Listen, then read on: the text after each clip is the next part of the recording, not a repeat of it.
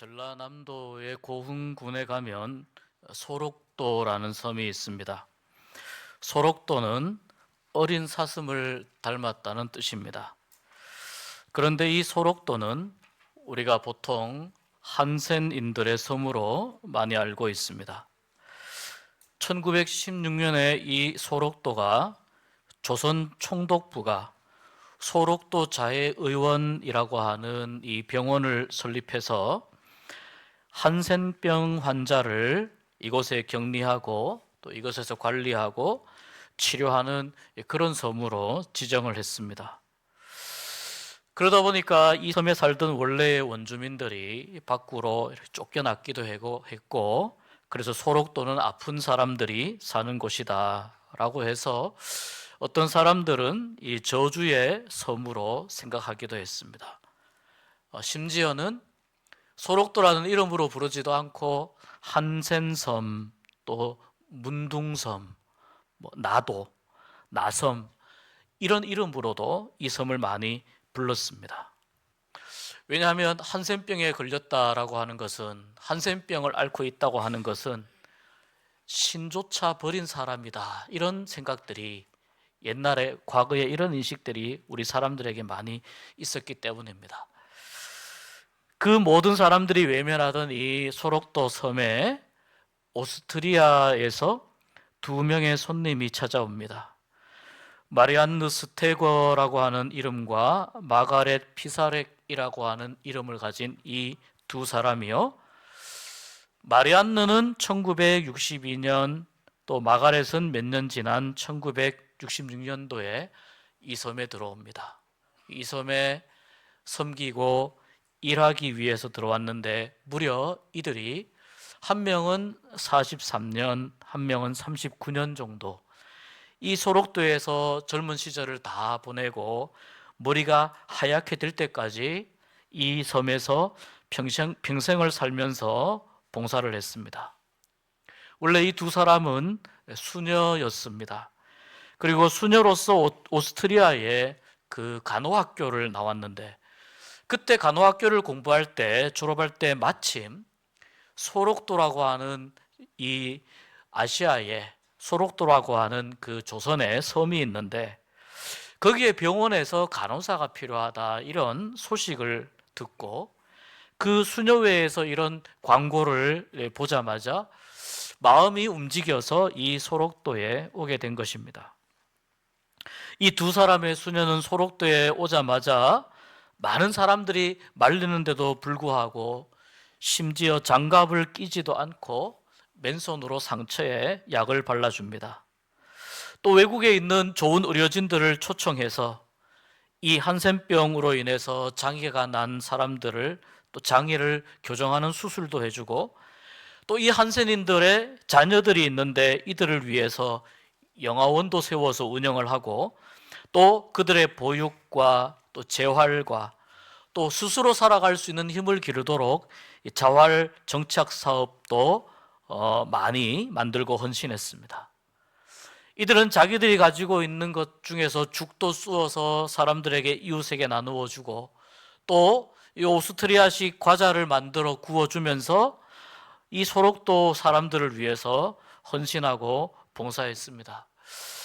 20대의 그 꽃다운 나이에 이 섬에 들어와서 43년 또는 39년 동안 소록도에서 봉사한 이 두 수녀는요, 이제 나이가 들어 더 이상 이 육체적으로 감당할 힘이 없어서 아무도 모르게 조용히 2005년에 소록도를 떠났습니다.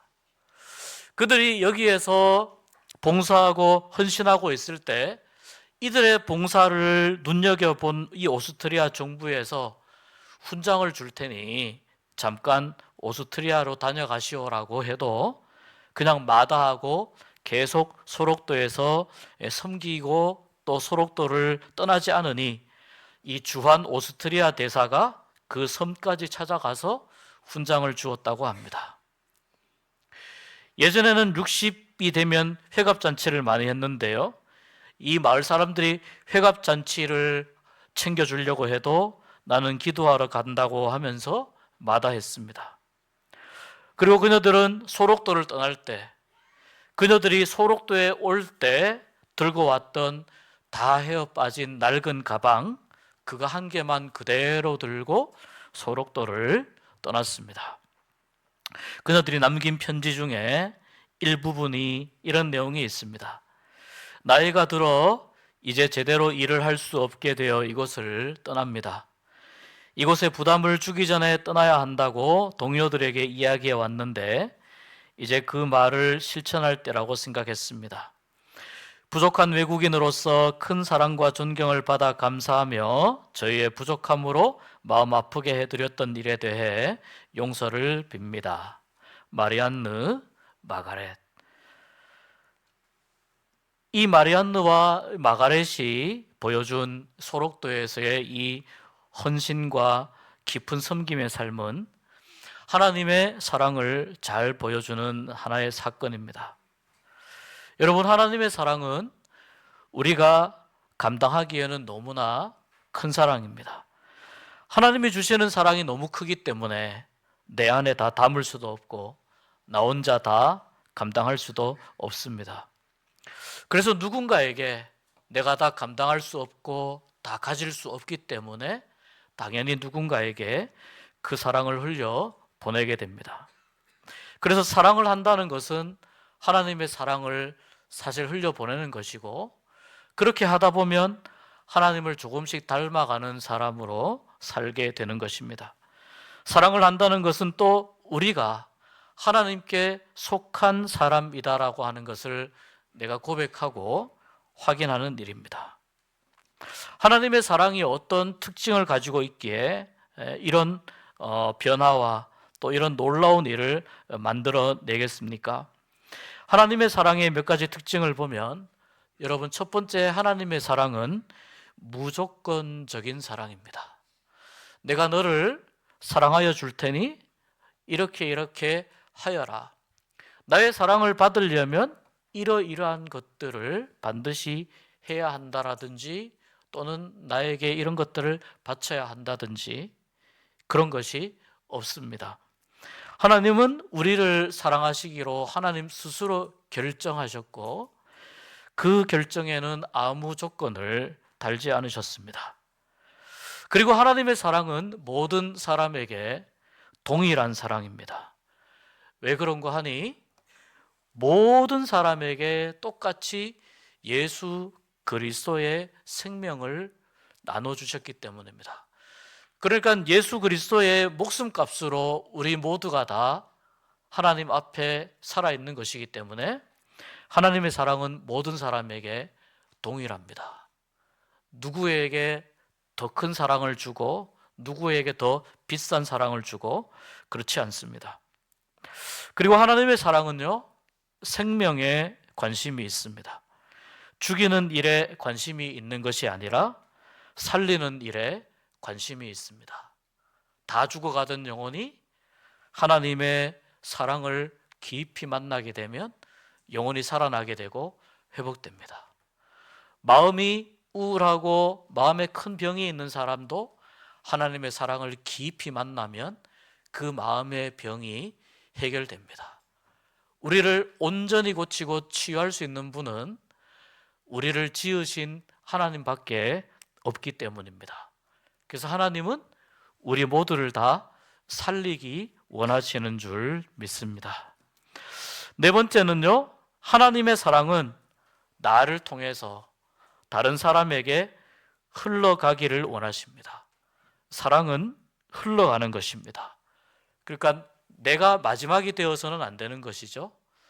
나에게 하나님의 사랑이 오게 되면 또 그 사랑을 다른 곳에 흘려보내는 것.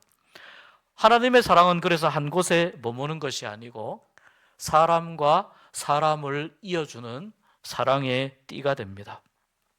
다섯 번째, 하나님의 사랑은 끝까지 포기하지 않는 사랑입니다. 여러분, 사랑하다가 포기해 보신 적 많이 있으시죠? 사랑하기가 힘들기 때문입니다. 사랑하다가 상처받게 되면, 사랑하다가 더 이상 내가 기대한 만큼의 어떤 변화가 없게 되면 나도 모르게 실망하고 포기하는데, 하나님은 얼마나 많은 사람들을 바라보시면서 마음이 아프시겠습니까? 그러나 그 마음이 아프심에도 불구하고 끝까지 포기하지 않는 사랑으로 하나님은 우리를 사랑하여 주십니다.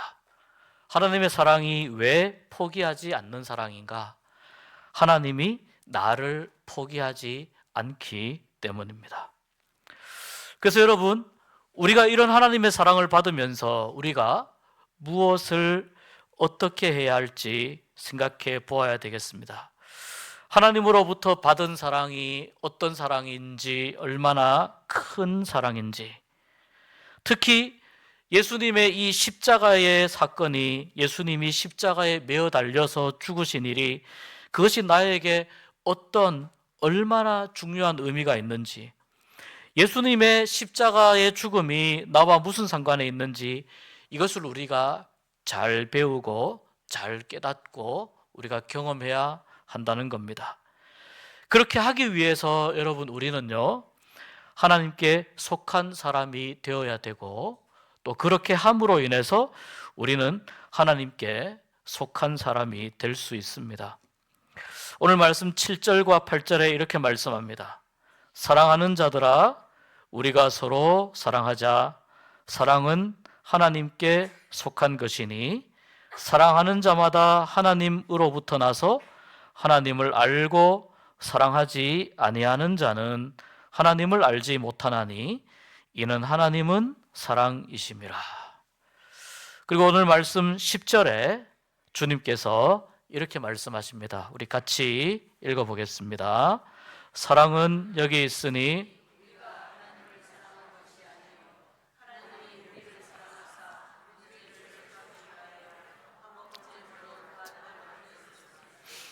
아멘. 여러분, 사랑은 우리가 하나님을 사랑한 것이 아니고 하나님이 먼저 우리를 사랑하셨다는 거예요. 하나님이 먼저 우리에게 사랑을 보여주셨다는 거예요. 우리가 하나님을 사랑한다는 것은 무슨 의미냐면, 하나님이 나에게 보여주신 그 사랑에 내가 반응하는, 응답하는 것입니다. 내가 하나님의 사랑을 흘려보내는 것도 역시 마찬가지로 하나님이 나에게 보여주신 사랑에 반응하고 응답하는 것입니다. 그래서 비록 부족하지만, 또 비록 연약하지만 나도 하나님의 사랑을 조금씩이라도 흘려보내어 나누어 주는 사람이 되어야 됩니다. 오늘 말씀 11절과 12절에 이렇게 말씀합니다. 사랑하는 자들아, 하나님이 이같이 우리를 사랑하셨은즉 우리도 서로 사랑하는 것이 마땅하도다. 어느 때나 하나님을 본 사람이 없으되 만일 우리가 서로 사랑하면 하나님이 우리 안에 거하시고 그의 사랑이 우리 안에 온전히 이루어지느니라. 아멘. 오직 하나님의 사랑만이 우리를 새롭게 하고 우리를 살리고 우리를 회복시키는 그 능력이 있는 줄 믿습니다. 그렇기 때문에 세상에서 가장 절망적인 사람은 어떤 사람이냐? 가장 연약한 사람인가? 가지지 못한 사람인가? 그런 사람이 아니고 하나님의 사랑을 받지 못하고 또 하나님이 주시는 사랑을 거절하는 사람이 세상에서 가장 절망적인 사람입니다. 하나님의 사랑을 또 깨뜨리는 사람, 하나님께 사랑받고 있지만 사랑하지 않고 나의 본성, 이 죄의 본성에 노예가 되어서 내 안에 하나님의 사랑을 지우는 사람이 어쩌면 세상에서 가장 절망적인 사람인지도 모르겠습니다. 한 10여 년 전에요, 미국의 어느 교회에 송구 영신 예배 시간에 일어난 일입니다. 미국의 뉴스 매체들이 보도한 것을 보니까요, 그 해의 12월 31일 밤에 11시 40분 정도에 송구 영신 예배를 드리고 있던 노스캐롤라이나 주의 어느 한 작은 교회가 있었는데, 이 교회에 예배를 드리고 있던 중에 한 의문의 남성이 들어옵니다. 교회 출입문을 열고 들어온 그 남성의 손에는 번쩍번쩍하는 반자동 소총이 들려 있었습니다. 그리고 다른 한 손에는 잡지가 들려 있었습니다. 이 사람은 교회에 한 번도 온 적이 없고 교회에서도 사람들도 한 번도 본 적이 없던 사람이었습니다. 마침 그 교회의 라이트 목사님이 한 설교 내용이 우리는 언제라도 우리가 총기 자유화가 되었기 때문에 언제라도 우리가 목숨을 잃을 수 있습니다. 특히 우리가 살고 있는 이 지역 사회에서 일어났던 어떤 그 원인을 모르는 이유 없는 그런 죽음들이 많이 있는데, 또 이 총기로 인한 폭력에 의해서 굉장히 위험한 삶을 살고 있는데, 이러한 삶이 우리의 안전을 위협한다. 마침 이런 내용으로 설교를 하고 있었습니다. 그리고 설교한 지 한 20분 정도 시간이 지난 지점이었습니다. 이 라이트 목사님도요, 오래전에 군 생활을 하고 이제 전역을 했지만요, 그는 육군 상사 출신이어서 그 성도들 가운데에서 앞으로 나오고 있는 이 괴환이 들고 있는 그 무기가 가짜가 아니라 진짜라는 것을 알아차렸습니다. 처음에는 장난감 총 아닐까 생각했는데 반짝이는 그 총의 이 금속성, 그 느낌을 보면서 경험적으로 총기를 많이 다뤄봤기 때문에 진짜 총이구나 라고 하는 것을 알아챘습니다. 당시 괴한이 이 총을 들고 교회에 들어온 이 사실을 알게 된 그 송구 영신 예배를 드리던 한 60여 명 정도의 성도들이 모두 다 겁에 질렸습니다. 자칫 잘못하면 그 자리에 있는 많은 사람들이 목숨을 잃을 수 있는 그런 일촉즉발의 위기의 상황이기 때문이었습니다. 이 라이트 목사는 내가 어떻게 할 것인지 잠시 고민했습니다. 군생활의 경험을 살려서, 또 그가 키도 크고 덩치도 괴환보다 더 컸기 때문에 군생활의 경험을 살려서 그에게 조심스럽게 다가가면서 그를 어떤 힘으로 제압을 할까, 아니면 다른 방식으로 대할까 고민했습니다. 그리고는 총기를 들고 오는 그 괴한 앞에 설교하다가 말고 내려가서 그 괴한을 향해서 한 발 두 발 다가가기 시작했습니다. 감당할 수 없는 긴장감이 그 온 교회 안에 흐르고 있었습니다. 라이트 목사는 고민을 하다가 그 괴한에게 말을 건넸습니다. 도움이 필요하십니까? 혹시 제가 도와줄 일이 있습니까? 이 라이트 목사의 차분한 목소리와 자신을 진심으로 대하면서 이야기하고 있다는 그 진정성이 순간적으로 이 괴한에게 전달이 되었습니다. 아주 짧은 시간이지만 그 괴한은 라이트 목사의 진실한 마음을 느낄 수 있었습니다. 그리고 총을 그대로 든 채로 라이트 목사에게 이렇게 이야기합니다. 저를 위해 기도해 주십시오. 그리고 눈물을 흘리기 시작합니다.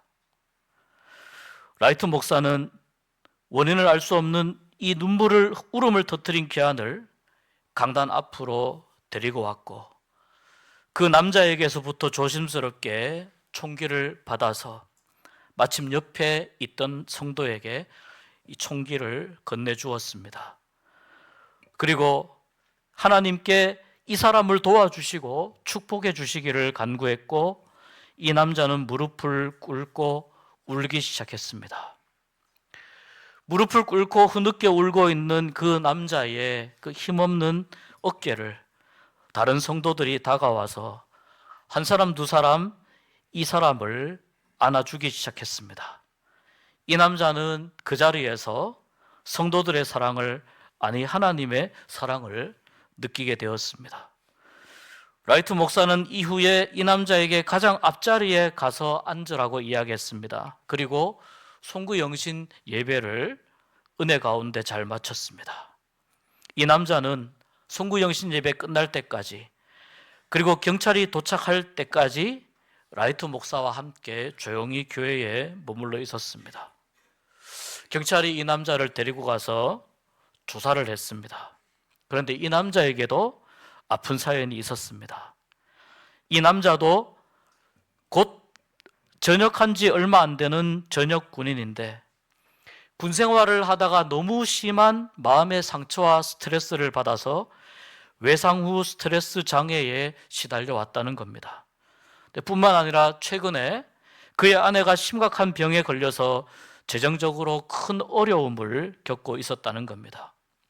그래서 이 사람은 돈을 훔치기 위해서 총을 들고 교회에 들어왔었다고 이야기하면서, 그의 이 말하자면은 총기 강도 이 행각이 아이러니컬하게도 자기의 가족을 돌보기 위해서 한 일이었다는 것이 경찰 조사에 의해서 밝혀집니다. 그리고 이미 10시부터 송구영신 예배 시작하기 전에 10시부터 이미 이 교회 주차장에 와서 말하자면 그 범행할 대상들과 그 지역을 조사하고 있었습니다. 감사하게도 경찰이 이 사람에게 도움을 베풀어서 병원에서 정신과 치료를 또 받도록 도와주었습니다. 그리고 정신과 치료를 받고 태어난 이 남자는 그 다음 주일날 교회에 와서 라이트 목사를 찾아와서 큰 문제를 일으켜서 정말 미안하다고 사과를 했습니다. 그리고 그는 나도 세례를 받고 이 교회의 성도가 되고 싶습니다 라고 간청했습니다. 이 라이트 목사는 방송 인터뷰에서 이렇게 말합니다.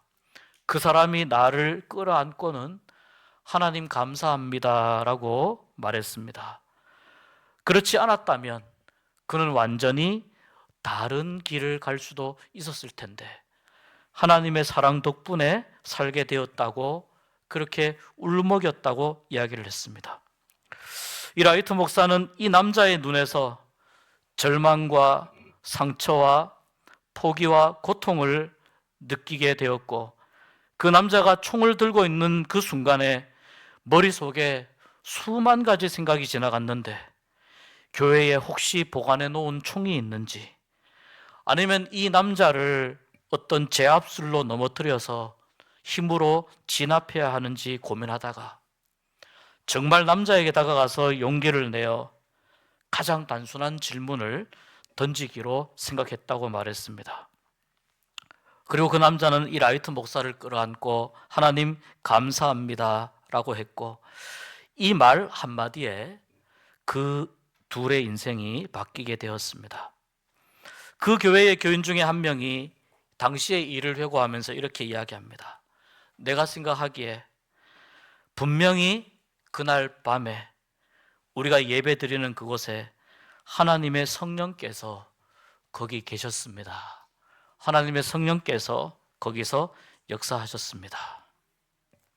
60여 명이 모여있는 교회당 안에 반자동 소총을 들고 나타난 그는 어쩌면 인생의 가장 깊은 어둠 속을 살고 있었고, 그래서 자신의 무력감과 절망감을 느끼며 그는 모든 것을 포기한 고립된 삶을 살고 있었는지 모르겠습니다.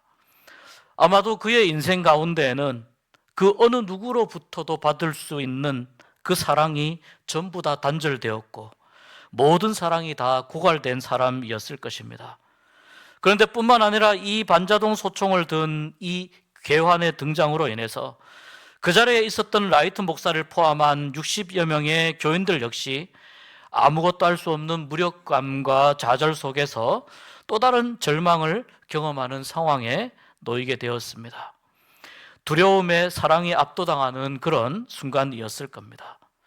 누군가는 다칠 수 있고 누군가는 희생될지도 모르는 상황 속에서 자기 스스로를 도울 수조차 없고 밖에서 누가 도움을 줄 수도 없는 이 위험천만한 상황 속에서 목숨을 잃을 수 있는 대참사가 날 수 있는 상황 속에서 하나님이 사랑으로 찾아오신 것입니다. 그 사람에게 꼭 필요한 질문을 하도록 라이트 목사의 마음을 움직였고, 그 사람에게 가장 필요한 행동을 하도록 하나님께서 그날 도우셨습니다. 그 순간 절망과 공포의 순간은, 이 절망과 공포의 시간은 오히려 살리고 치유하고 회복하는 순간으로 뒤바뀌는 기적이 일어난 것입니다. 오직 하나님의 사랑만이 가능한 일이었습니다. 여러분, 우리는 모두 하나님께 속한 사람들입니다.